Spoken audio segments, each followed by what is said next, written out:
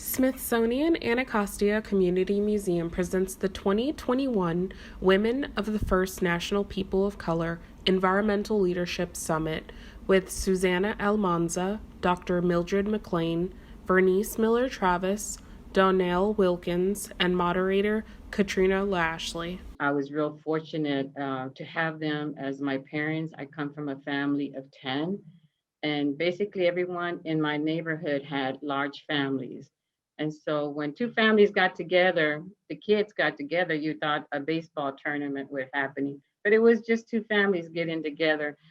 That's the way things were. Of course, in the segregated part of East Austin, the streets were not paved, there wasn't lighting, all of the things that people take for granted now, gutters, lighting, sidewalks, all this stuff did not really exist in the segregated part of East Austin. But I feel real fortunate. My realization in the environment and recognizing is because, like I said, even though we were in the urban core, we had chickens. We had chickens and we had rabbits, and my mother gardened. We grew lettuce, tomatoes, beans. And my mother also was a healer. So we always had a big spider net on the side of the house that my mom would not let us touch. We could feed it ants and watch it because that was the natural band-aids for cuts and so forth in our community. And so that really grounded me. We were rooted, very much rooted in the earth. And that's how I see the environment through a real indigenous perspective, that the earth was not just a planet, it was a mother. It was Mother Earth to us. I would be always in the streets playing barefoot and grew to really love the soil. My mama said that I used to eat up the Georgia red clay. It was so sweet. But I think more than being sweet, it was very healing. And like Susanna said, our parents, our grandparents, our aunts, they all engaged in what we call now alternative or traditional medicine. My ancestral connection to the ocean is very deep. But here in Savannah, during my growing up, we could not go to the ocean in Savannah. We had to travel all the way to a place called Hilton Head, South Carolina. And it was there that Black men, let me repeat that, Black men owned 3 beaches in South Carolina. So my mother, one of her requirements after my father, her boyfriend had to have a car because on every Sunday he had to take us to the ocean in South Carolina.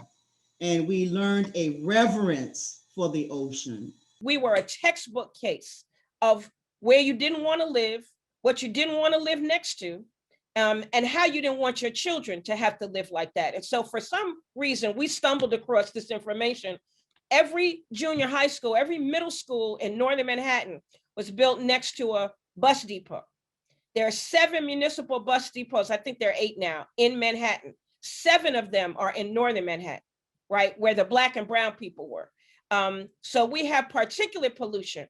We had abnormally high asthma rates. Everybody always had asthma when I was growing up. I was fortunate and I did not have asthma, but everybody else in my class always had asthma.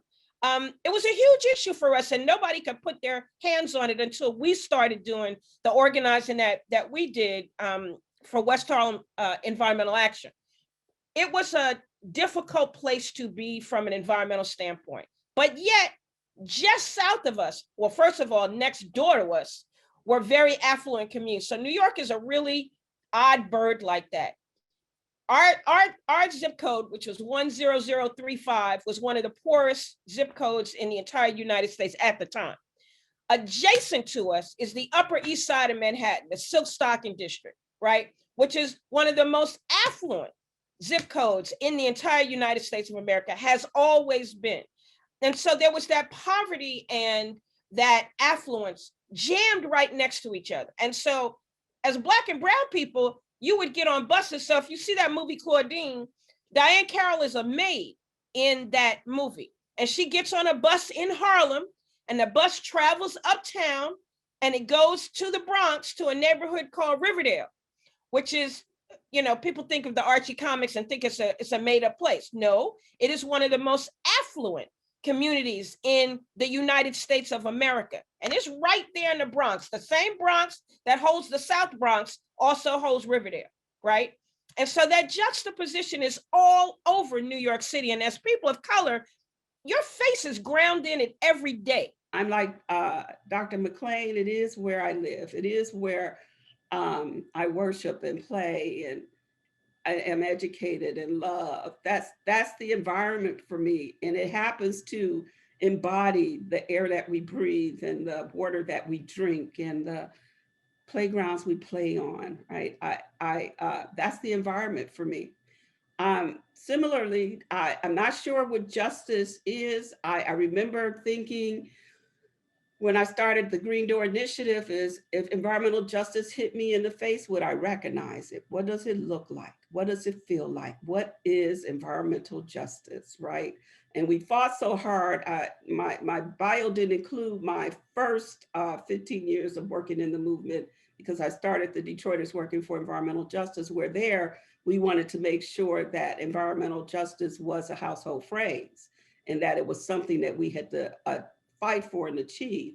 But in this moment, my thing is trying to manifest what that looks like for the people in my community, what it looks like to be able to enjoy clean air, what it looks like to be able to drink safe water and have access to affordable water, what it looks like for my children to be able to go into school buildings and not have asthma triggers and or be on top of some kind of contaminated site because of all of the manufacturing legacies that left a bunch of dirt and mess and toxins and whatever for us to deal with, and then get blamed that our city is dirty and nasty and what's wrong with Black people kind of narrative.